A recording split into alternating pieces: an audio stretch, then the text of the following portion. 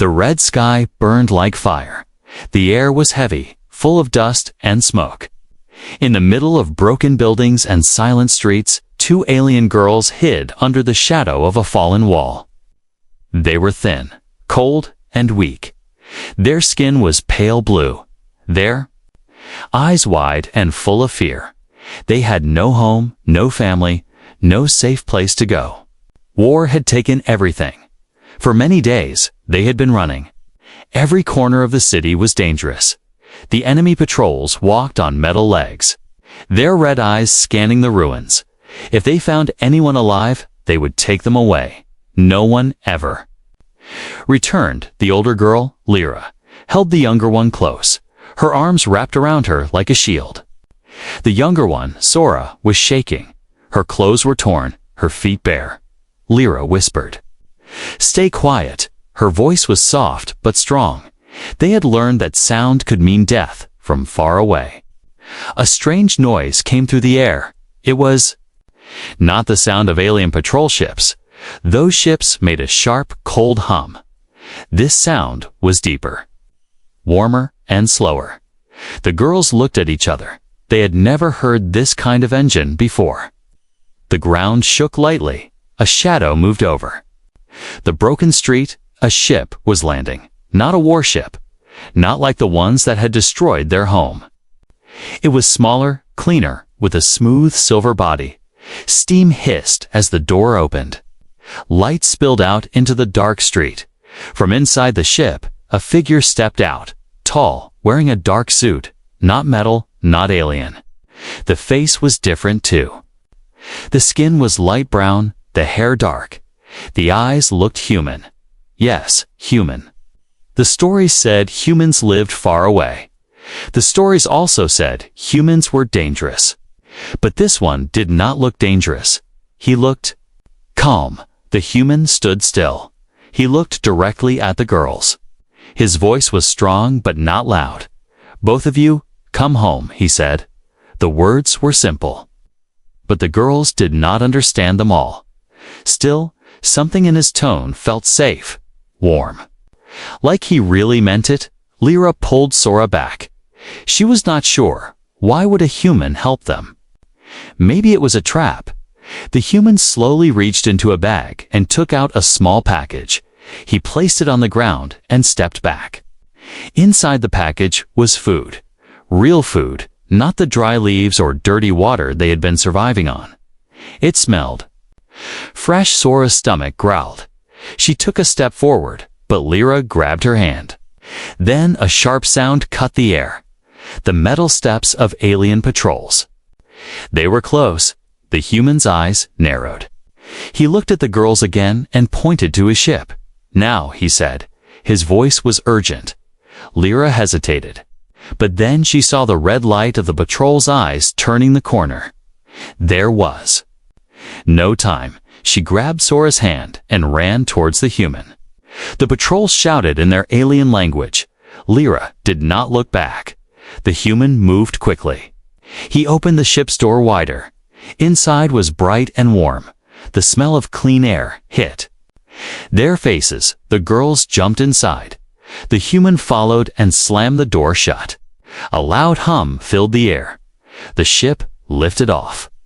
Through the small window, the girls saw the alien patrols firing at them.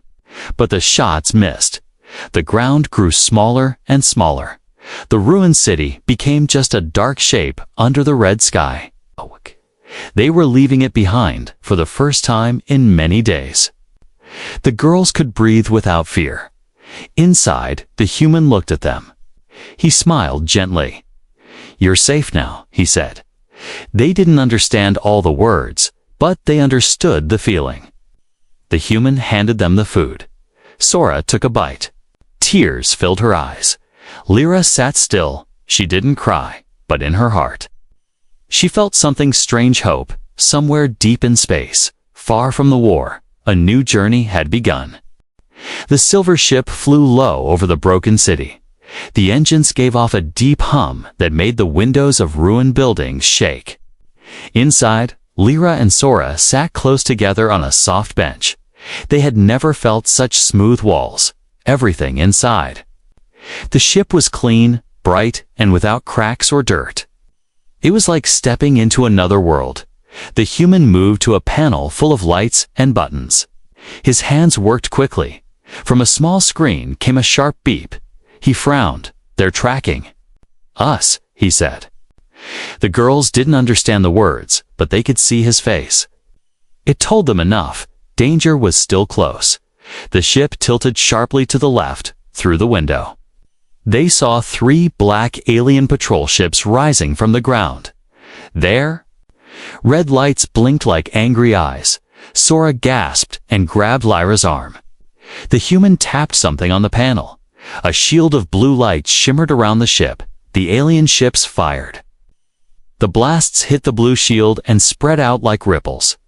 On water, the human kept his focus. His voice was calm. "Hold on," he said. The ship shot upward into the red clouds.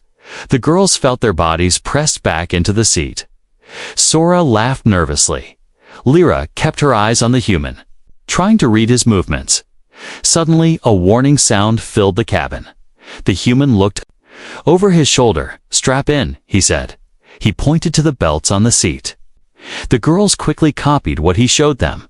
A moment later, the ship spun hard to the right. The alien ships followed like black shadows. They darted through the clouds. Lightning flashed around them. One alien ship came close on their left. Its weapons glowed bright, ready to fire. The human hit a red button. A small hatch opened on the side of the ship. Something shot out. A silver ball that burst into a cloud of sparks. The sparks swirled and formed a bright net.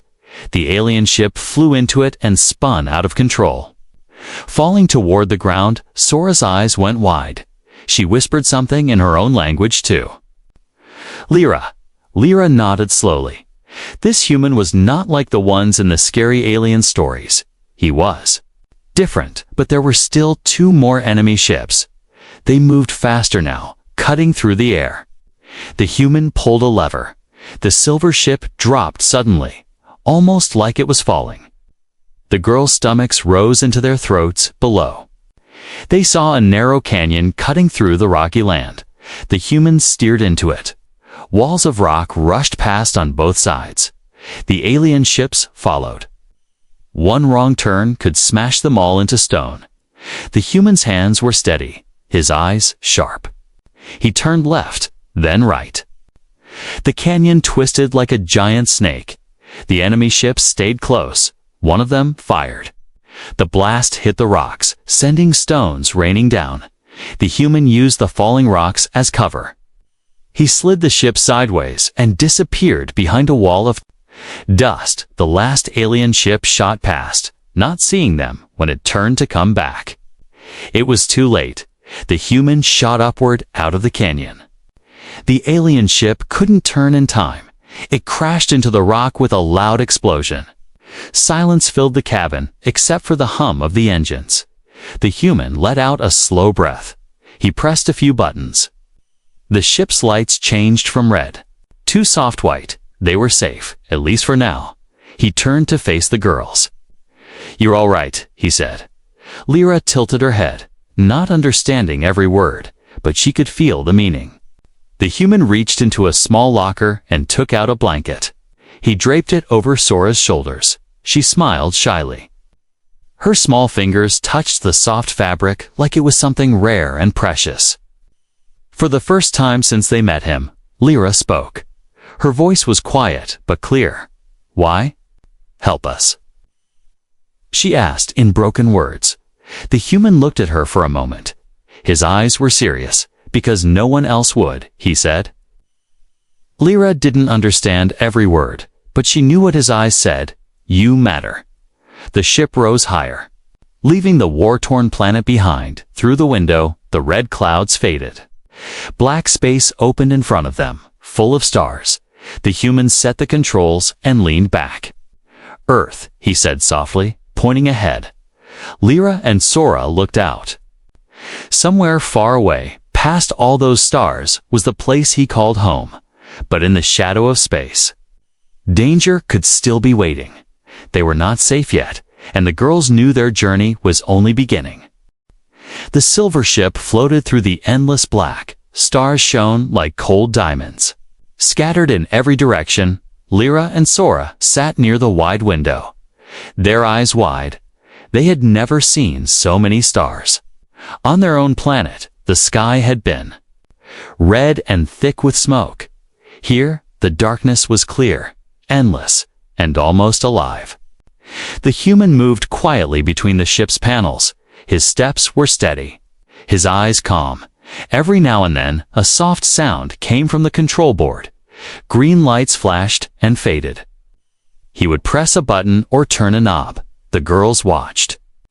Curious, Sora pointed to one of the blinking lights. "What is?" she asked in her broken voice. The human smiled and said slowly, "Navigation."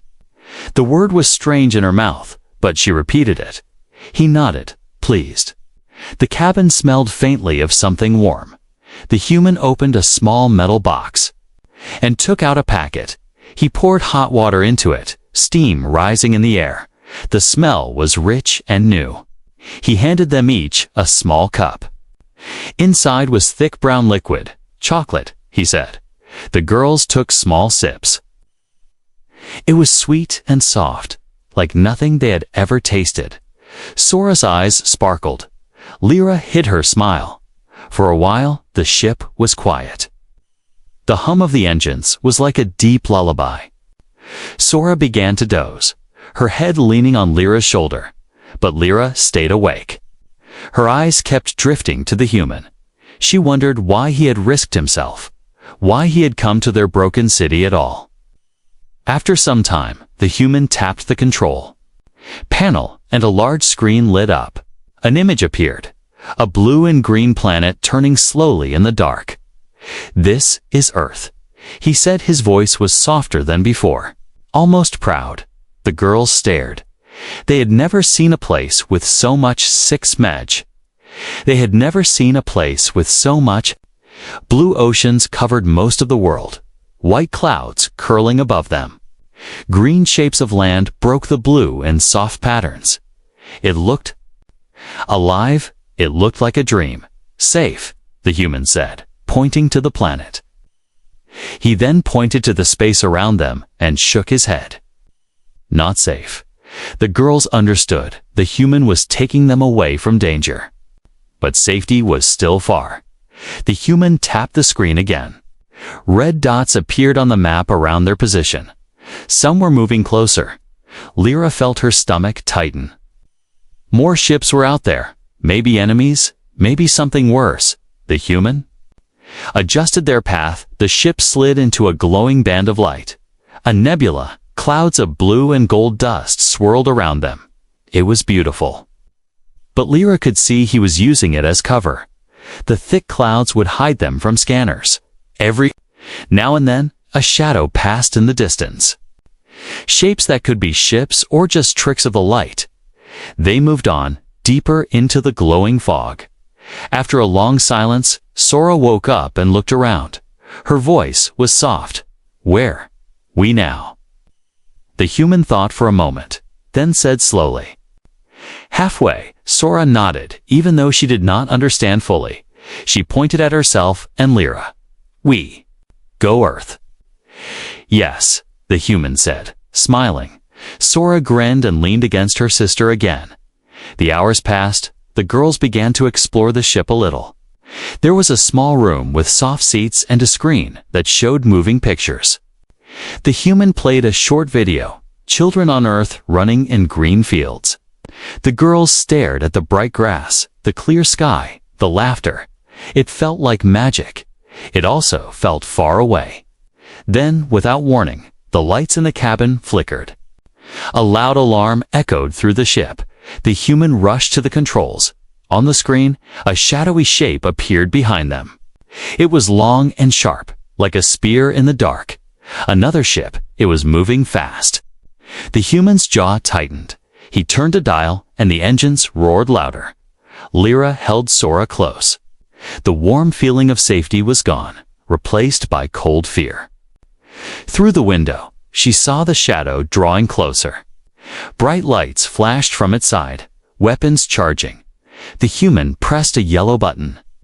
Metal shutters slid over the windows. The cabin went dim. They couldn't see the enemy anymore, but they could feel the chase. The ship tilted sharply, making Sora grab Lyra tighter. The hum of the engines rose into a deep growl. Every movement threw them side to side. The girls could hear their own breathing, fast and shallow. Then the human spoke. Not loud, but firm. Hold on, the ship shot forward like a silver arrow. The sound of the engines filled every corner. Somewhere out there, in the dark, the shadow followed. Earth was still waiting, but to reach it, they would have to survive the next hunt. The chase lasted for hours. The shadow ship followed them through the glowing clouds of the nebula. Every time the human tried to change direction, the shadow stayed close. It was like a predator hunting its prey. But then, slowly, the shadow began to fade from the scanner. The human's hands stayed steady on the controls. Only when the red mark disappeared completely did he let out a long breath. The ship slowed down, the engine softened to a low hum. Lyra and Sora sat quietly. Still holding on to each other, the human turned in his seat and looked at them. "You're safe." "For now," he said. They did not understand every word. The way he spoke made the meaning clear. He reached into a storage box and pulled out a small black device. It looked like a flat stone with lights. "Translator," he said, pointing. To it, he pressed a button and a soft tone filled the air. "Now, you understand." The device said in a clear voice, repeating his words. The girl's eyes widened. Sora nodded slowly. "Yes." "Understand," the human smiled. "I am Daniel." The device translated his name. "Lyra," Lyra said, pointing to herself. "Sora," said the younger girl. Daniel repeated their names like he was saving them in his mind. From that moment, words began to flow more easily. Daniel spoke slowly, letting the device translate. He asked them what had happened. Lyra told him about their home, a small green moon full of forests and rivers. How one night the sky turned red with fire. How ships came down like black knives. How everything burned. She spoke with simple words. But Daniel could see every detail in her eyes. Sora told him about hiding, running, sleeping in cold ruins. She spoke of the hunger that never went away. Daniel listened without interrupting. When they finished, he said quietly, "No one should live like that." In return, Daniel told them about Earth. He spoke of blue oceans, tall mountains, and great forests, of warm sunlight in the morning and rain that smelled fresh and clean. The girls listened like children hearing a bedtime story. To them, Earth sounded like something from a dream, a place that could not be real. Later, Daniel showed them small things from his bag. A silver watch that ticked softly, a small book with pictures of people smiling, a smooth stone from a river. Sora touched the stone and tilted her head. "Why, Carrie?" she asked. Daniel smiled. "It reminds me of home." The translator repeated his words. Lyra glanced at Sora. They understood. Daniel missed his home, just like they missed theirs. As the hours passed, the fear of the chase began to fade. The girls moved around the ship more freely. They discovered a small room with beds. Daniel told them they could rest there. But Lyra refused to sleep. She wanted to keep watch.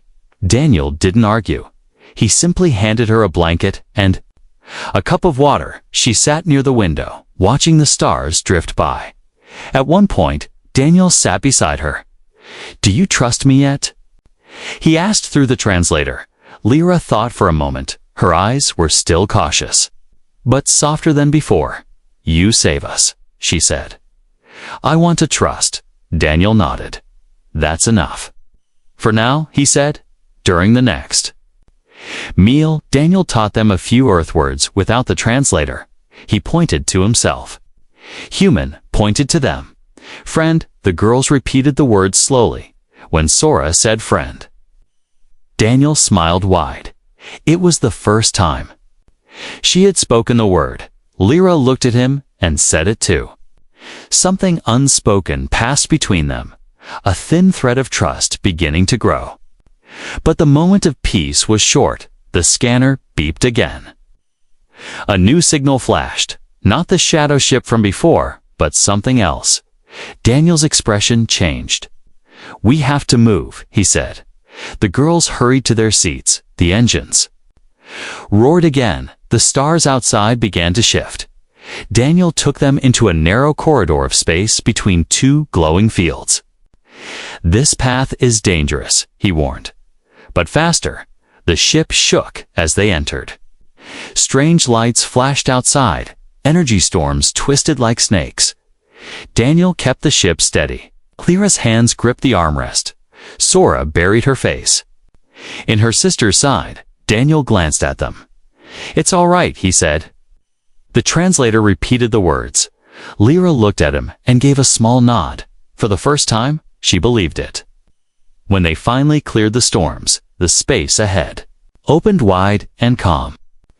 Daniel checked the scanner. No signs of pursuit. He leaned back and let out a breath. The girls relaxed too. Sora even laughed softly. It was the first real laugh Daniel had heard from them. That night, if night could exist in space, they all sat together near the front window. Daniel pointed to the bright stars.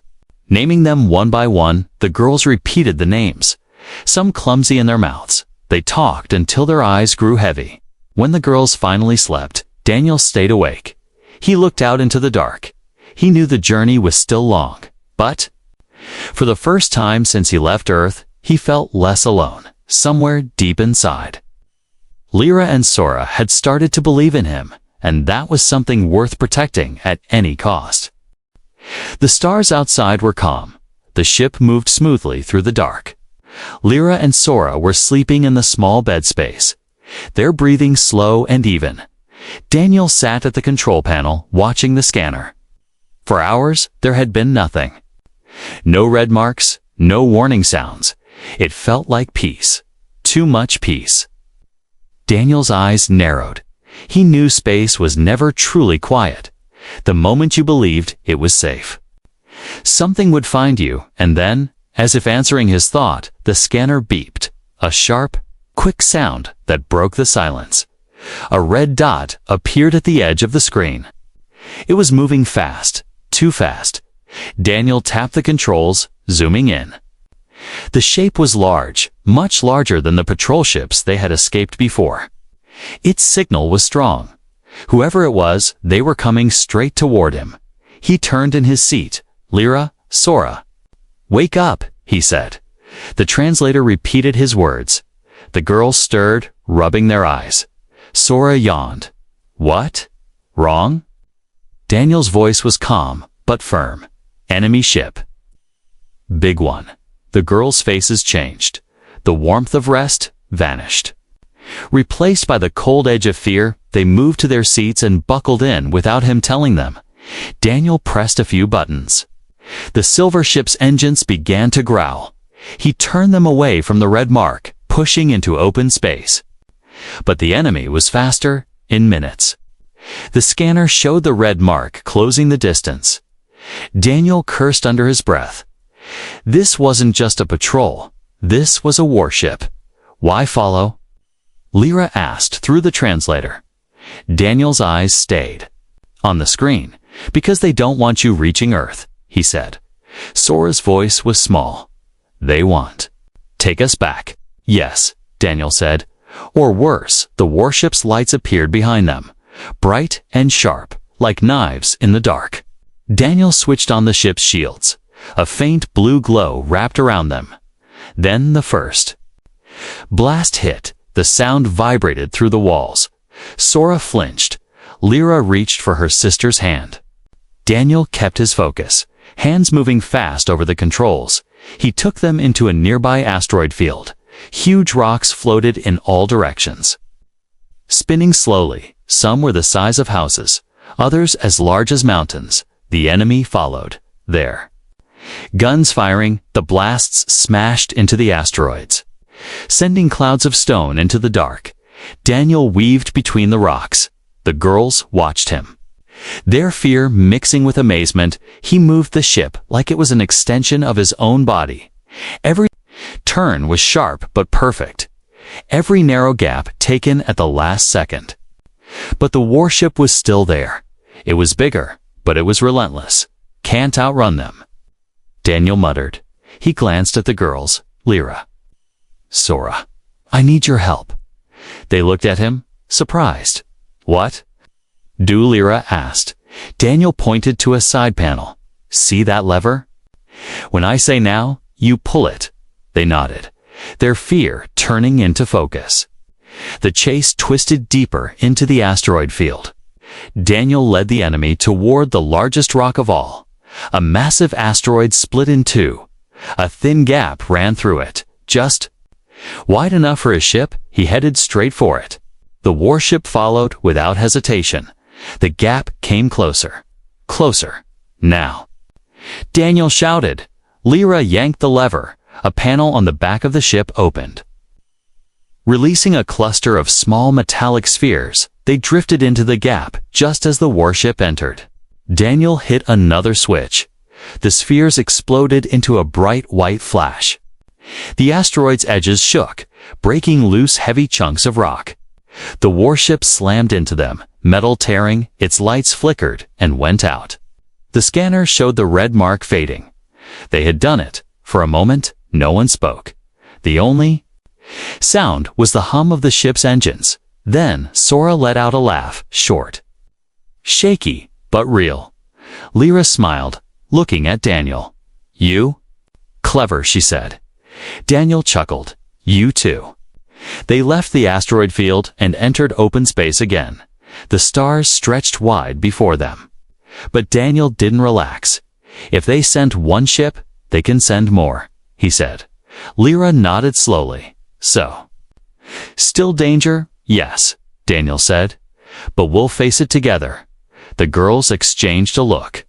They had never had someone say together to them before. It was a strange feeling. A good one. Hours later. The warship was just a memory, but the weight of the chase still sat in the cabin. Daniel set the ship on autopilot for a short while. He leaned back, watching the girls. They were tired, but they no longer looked like the lost, hopeless creatures he had found in the ruins. Now they were alert, ready, and that gave him hope, somewhere far ahead. Earth waited, but behind them, in the dark corners of space, enemies still searched. The journey was not over. It was only getting harder. The silver ship moved quietly now, but quiet in space was never a promise. Daniel sat at the controls, scanning the black ahead. Lyra and Sora were beside him, their eyes fixed on the endless stars. They had survived the warship in the asteroid field, but the danger had changed them. They were no longer just passengers. They were part of the fight. Daniel adjusted the ship's course. We're getting close to the outer line of Earth's defense zone, he said through the translator. Lyra leaned forward. Safe there. Safer, Daniel replied. But we have to reach it first. The scanner beeped, not a sharp, fast warning like before. This one was slow. Steady. Daniel frowned. A large object was moving toward them. It wasn't chasing. Not yet. It was waiting ambush. Daniel muttered. He tapped the controls, switching the scanner to high range. A screen filled with the outline of a massive vessel. It wasn't a patrol ship or a warship. It was worse. A Hunter-class destroyer built to capture ships and strip them apart. Its hull was dark and jagged, designed to hide against the black of space. Once you were caught in its grip, you didn't escape. Sora's voice trembled. What we do? Daniel didn't answer right away. He was thinking. The destroyer was blocking the shortest path to Earth's line. Going around would take days. Days they didn't have. Lyra leaned closer to him. We fight? Daniel's eyes met hers. He didn't like the word fight, but there was no other choice. Not fight. Outsmart, he said. He turned to them both. I need your help again. In the back of the ship, Daniel opened a storage panel. Inside were tools, wires, and small metal capsules. He handed one to Lyra and one to Sora. "These are pulse charges," he explained. "They don't destroy, but they overload systems." The translator's voice made the words sound calm, but the meaning was clear. Dangerous work ahead. The plan was simple and risky. Daniel would draw the destroyer's attention. The girls would slip into the small maintenance pod attached to the ship's side. The pod could detach and float close to the destroyer's hull once they reached a certain spot. They would attach the charges when the charges went off. The destroyer's main sensors would shut down, just long enough for Daniel to blast past it in the cramped pod. Lyra strapped Sora in. Her hands were steady, even though her heart was racing. Daniel's voice came through the small speaker. "Stay quiet, stay focused." The pod detached with a soft thump. They drifted away from the silver ship. The black of space wrapped around them, silent and endless. The destroyer loomed ahead. It was so big it blocked out part of the starfield. Its hull was covered in strange, glowing lines. Sora stared, whispering, "It looks alive." Lyra didn't answer. She was busy guiding the pod toward a cluster of vents Daniel had pointed out. Meanwhile, Daniel powered the silver ship's engines. He angled himself so the destroyer scanners would pick him up. Sure enough, bright beams of light swept toward him. The destroyer began to move. Weapons unfolded from its sides like the claws of a beast. Inside the pod, Lyra reached the target point. Her fingers moved quickly, pressing the charge against the hull. The small device stuck in place. Sora placed hers just a few meters away. They exchanged a quick look, both ready. Lyra tapped the com. Done. Daniel hit the trigger. In an instant, both charges lit up with a blinding white flash. The glow ran through the destroyer's hull like cracks of lightning. Its weapons froze mid-movement. Its scanning lights went dark. "Hold on," Daniel shouted. The silver ship roared forward. Daniel swung past the destroyer's silent frame for a moment. They were close enough to see the jagged edges of its metal skin. Then they were past, moving into open space. The pod reattached with a clank. Lyra and Sora stumbled out, pulling off their straps. Sora ran to the front window. The destroyer was shrinking in the distance, still dark and still. They had done it. Daniel turned to them. "You saved us," he said. Lyra shook her head. "We all save," Daniel smiled. She was right. This was no longer just his mission. It was theirs. The rest of the journey to Earth's defense zone was quiet. But it wasn't the same kind of quiet from before. This one felt different. Like the silence after a storm. The kind where you know you've survived something that should have ended you. As they approached the edge of the defense line, lights began to appear, small at first, then brighter. Not enemy lights this time, but the blue glow of Earth's guardian satellites. Daniel slowed the ship. "We made it," he said. Sora grinned wide. Lyra looked at the stars ahead. For the first time since the war began, she let herself believe in tomorrow. But Earth was not the end of their story. It was only the beginning. The silver ship crossed the last line of defense. Earth's guardians scanned them with beams of blue light. For a moment, Lyra and Sora froze, afraid of what the lights meant, but Daniel's voice was calm. "It's all right. They're friends," he said. The translator repeated the words, and the girls relaxed through the front window. Earth grew larger. The blue oceans shimmered in sunlight. White clouds swirled over green lands. It was more beautiful than any picture Daniel had shown them.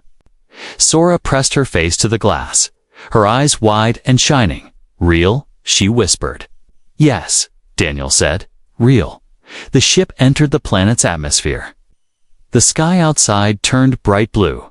For the girls, it was the first time they had seen a sky that wasn't red or black. Wind rushed around the ship as it descended. Below, green forests stretched far and wide. Lakes sparkled like mirrors. Birds soared beneath them, wings flashing in the sun. Daniel guided the ship toward a small valley surrounded by hills. In the middle stood a cluster of houses with roofs that glowed warm in the light. Fields of yellow flowers waved in the breeze. It was peaceful, so peaceful it felt like another universe. The ship landed softly on a grassy field. The ramp lowered with a hiss. Warm air swept inside, carrying the smell of earth and flowers. Lyra and Sora hesitated at the doorway. The ground looked so soft, so alive. They had been walking unbroken stone and metal for so long they almost didn't know how to step on something living. Daniel walked down first, turning to them. "Come on," he said, holding out his hand. Lyra looked at Sora. Then they stepped forward together. Their bare feet touched the grass. It was cool and gentle under their skin. Sora gasped and laughed softly. Lyra closed her eyes for a moment, feeling the wind on her face from one of the houses. People began to walk toward them. Men, women, children, all smiling, no weapons. No fear. One woman carried a basket of bread. A man held out a folded blanket. A boy ran forward with 2 pairs of small shoes. The girls froze, unsure if they should move. Daniel stepped beside them. "It's all right. They're welcoming you," he said. The woman knelt in front of Sora, offering her the bread. Sora took it slowly, almost afraid it might vanish. She bit into it, and her eyes filled with tears. Lyra accepted the blanket, feeling its warmth. For a moment, neither of them could speak. Daniel introduced them to the people. "These are my friends," he said. "They have no home, but they do now." The translator repeated his words. The villagers nodded, some placing gentle hands. On the girls' shoulders, it was not pity, it was acceptance. Over the next hours, the girls were shown a small house near the edge of the village. It had a roof made of dark wood, windows that opened to the forest, and a soft bed inside. There were clothes folded neatly on a chair, a table with fruit and water. It felt unreal. Sora ran her hands over the bed covers. Lyra touched the wall. Like she needed to be sure it was solid, that evening Daniel joined them for a meal in the village square. The sun was setting, painting the sky in gold and orange. Children played nearby, their laughter mixing with the sound of wind in the trees. The girls sat close together, eating slowly. Their eyes moved constantly, as if they were afraid to miss a single detail of this new world. When the stars began to appear, Daniel stood. "I have to report to the defense station," he said, "but I'll come back tomorrow." Sora's smile faded. "You go?" she asked. "Only for a little while," Daniel replied. "You're safe here." "I promise." Lyra looked at him for a long moment, then nodded.